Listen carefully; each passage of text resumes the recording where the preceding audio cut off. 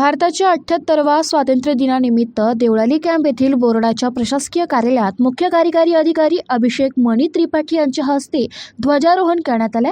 यावेळी त्यांनी देवळाली येथील जनतेला सर्व प्रकारच्या मूलभूत गरजा देण्याबाबत प्रशासन कटिबद्ध असल्याचं सांगितलंय।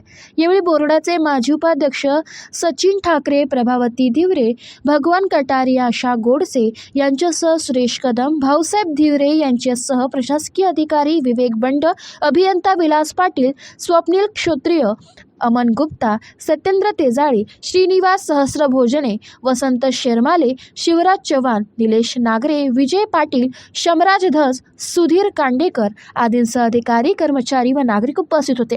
तसेच देवळाली कॅम्प येथील कॉन्टोमेंट जनरल हॉस्पिटल येथे देखील भारताच्या 78व्या स्वातंत्र्य दिनानिमित्त CEO यांच्या हस्ते ध्वजारोहण झाले। यावेळी निवासी वैद्यकीय अधिकारी doctor Manisha Honrao, doctor Shahu Patil, doctor Naresh Daulatani, doctor Bawaskar यांच्यासह अधिकारी, कर्मचारी उपस्थित होते। AB न्यूजसाठी पुरुषोत्तम कांडेकर, देवळाली कॅम्प, नाशिक।